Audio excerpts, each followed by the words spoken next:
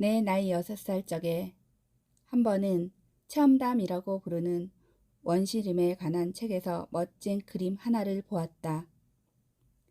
보아뱀 한 마리가 맹수를 삼키고 있는 그림이었다. 그걸 옮겨놓은 그림 위에 있다. 그 책에 이런 말이 있었다. 보아뱀은 먹이를 씹지 않고 통째로 삼킨다. 그리고 나면 몸을 움직일 수가 없어 먹이가 소화될 때까지 6달 동안 잠을 잔다.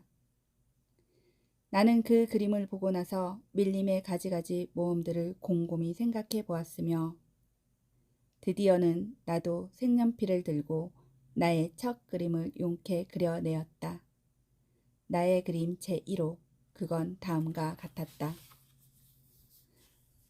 나는 내 걸작을 어른들에게 보여주며 내 그림이 무섭지 않냐고 물어보았다.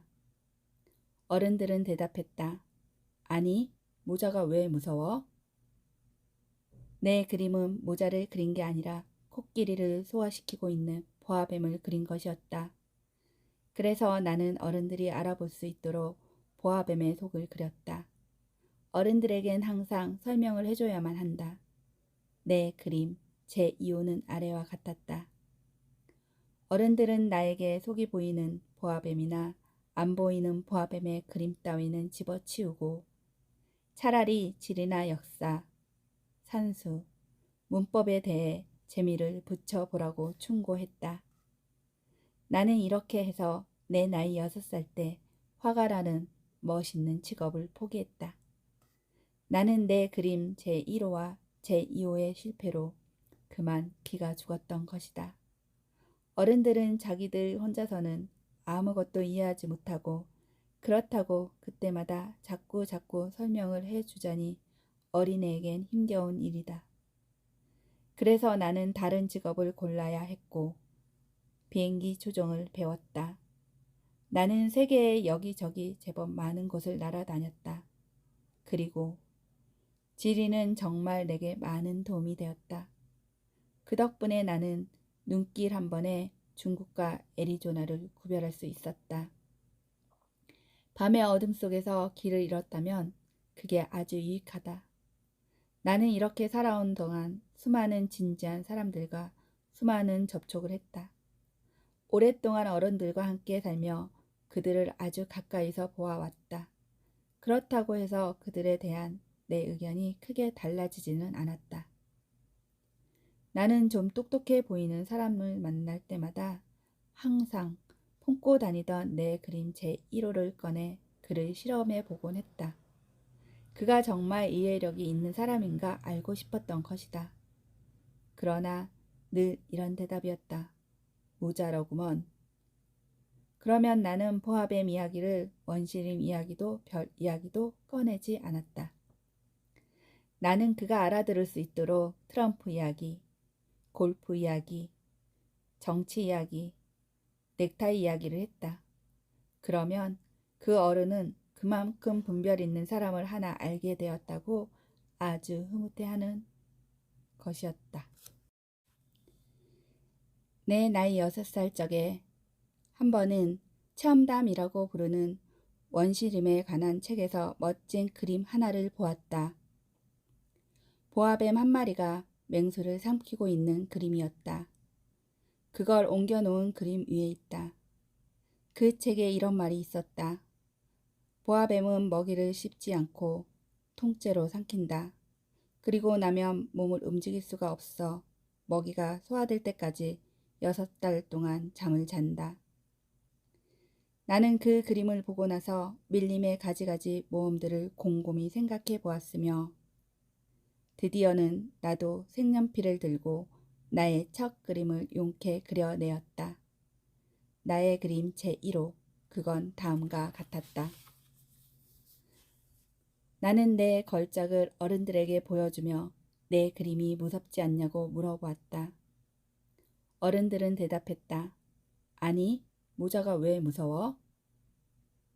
내 그림은 모자를 그린 게 아니라 코끼리를 소화시키고 있는 보아뱀을 그린 것이었다. 그래서 나는 어른들이 알아볼 수 있도록 보아뱀의 속을 그렸다. 어른들에겐 항상 설명을 해줘야만 한다. 내 그림 제2호는 아래와 같았다.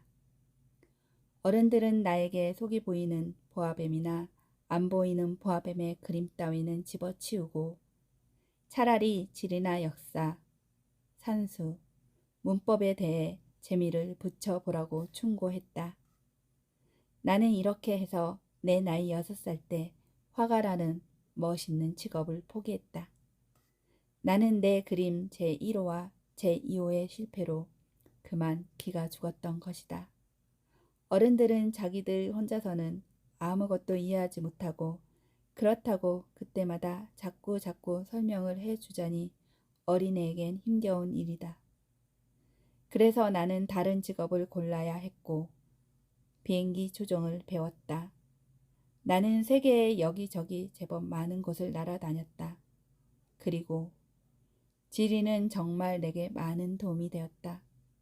그 덕분에 나는 눈길 한 번에 중국과 애리조나를 구별할 수 있었다. 밤의 어둠 속에서 길을 잃었다면 그게 아주 유익하다. 나는 이렇게 살아온 동안 수많은 진지한 사람들과 수많은 접촉을 했다. 오랫동안 어른들과 함께 살며 그들을 아주 가까이서 보아왔다. 그렇다고 해서 그들에 대한 내 의견이 크게 달라지지는 않았다. 나는 좀 똑똑해 보이는 사람을 만날 때마다 항상 품고 다니던 내 그림 제1호를 꺼내 그를 실험해 보곤 했다. 그가 정말 이해력이 있는 사람인가 알고 싶었던 것이다. 그러나 늘 이런 대답이었다. 모자라구먼. 그러면 나는 보아뱀 이야기를 원시림 이야기도 별 이야기도 꺼내지 않았다. 나는 그가 알아들을 수 있도록 트럼프 이야기, 골프 이야기, 정치 이야기, 넥타이 이야기를 했다. 그러면 그 어른은 그만큼 분별 있는 사람을 하나 알게 되었다고 아주 흐뭇해하는 것이었다. 나는 이렇게 진심을 털어놓고 이야기할 사람도 없이 혼자 살아온 끝에 6해 전 사하라 사막에서 비행기 사고를 만났다. 모니터에서 무언가가 부서진 것이다. 기관사도 승객도 없었던 터라 나는 그 어려운 수리를 혼자서 감당해 볼 작정이었다. 나로서는 죽느냐 사느냐 하는 문제였다.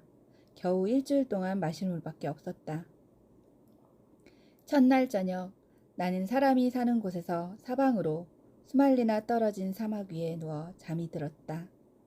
넓은 바다 한가운데서 뗏목을 타고 흘러가는 난파선의 뱃사람보다도 훨씬 더 외로운 처지였다. 그러니 해뜰 무렵 이상한 작은 소리가 나를 불러 깨웠을 때 내가 얼마나 놀랬겠는가. 그 목소리는 말했다. 저 양 한 마리만 그려줘. 뭐? 양 한 마리만 그려줘. 나는 벼락이라도 맞은 듯 벌떡 일어섰다. 나는 눈을 비비고 주위를 잘 살펴보았다. 아주 신기한 꼬마아이가 엄숙하게 나를 바라보고 있었다. 여기 그의 초상화가 있다. 이 그림은 내가 훗날 그를 모델로 그려낸 그림 중에서 가장 훌륭한 것이다.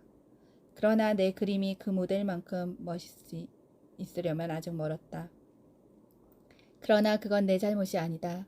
나는 내 나이 6살 적에 어른들 때문에 기가 죽어 화가의 길을 포기했고 기껏해야 속이 보이는 보아뱀과 보이지 않는 보아뱀을 그린 것밖에는 달리 그림 공부를 해본 적이 없지 않은가.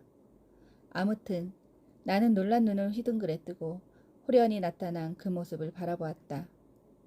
사람이 사는 곳에서 사방으로 수말리나 떨어진 곳이 아닌가. 그런데 내가 본 이 아이는 길을 잃은 것 같지도 않았고 피곤이나 굶주림이나 목마름에 시달려 녹초가 된 것 같지도 겁에 질려 있는 것 같지도 않았다. 사람이 사는 곳에서 사방으로 수말리나 떨어진 사막 가운데서 길을 잃은 어린아이의 모습이 전혀 아니었다. 나는 마침내 입을 열 수 있게 되자 겨우 이렇게 말했다. 그런데 넌 거기서 뭘 하고 있니? 그러나 그 애는 무슨 중대한 일이나 되는 것처럼 아주 나지막하게 같은 말을 되풀이했다. 저기 양 한 마리만 그려줘. 터무니없는 일이라도 너무 강렬한 느낌을 받으면 감히 거역하지 못하는 법이다.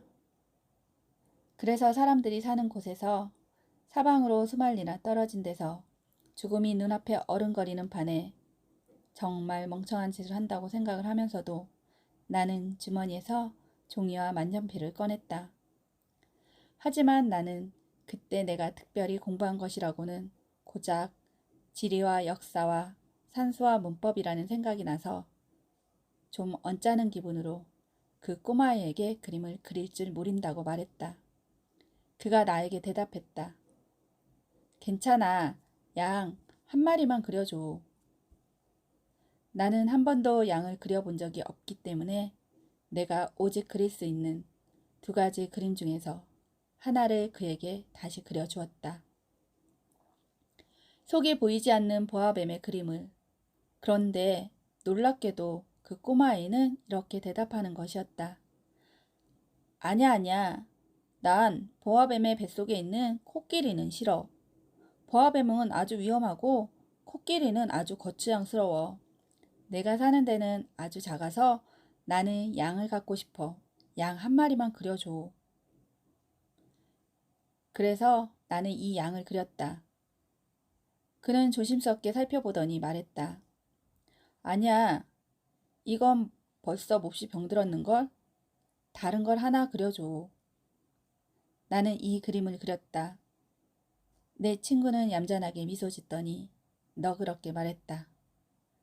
아이 참, 이게 아니야. 이건 순냥이야. 뿌리 돋고. 그래서 나는 이 그림을 그렸다. 그러나 이건 역시 앞의 그림들처럼 태자를 맞았다. 이건 너무 늙었어. 나는 오래 살 수 있는 양이 필요해. 그때 나는 모니터를 분해할 일이 우선 급해 참지 못하고 아무렇게나 쓱 그어댔는데 그게 이 그림이었다. 그리고는 던져주며 말했다. 이건 상자야. 내가 갖고 싶어하는 양은 그 안에 들어있어. 그런데 놀랍게도 이 어린 심판관의 얼굴이 환하게 밝아지는 게 아닌가? 내가 원하는 건 바로 이거야. 이 양을 먹이려면 풀이 많이 있어야 할까? 그게 걱정이야? 내가 사는 데는 아주 작아서 아마도 충분할 거야. 내가 그려준 건 아주 조그만 양이거든. 그는 고개를 숙이고 그림을 들여다보았다. 그렇게 작지도 않은데? 이것 봐. 잠이 들었어. 나는 이렇게 해서 어린 왕자를 알게 되었다.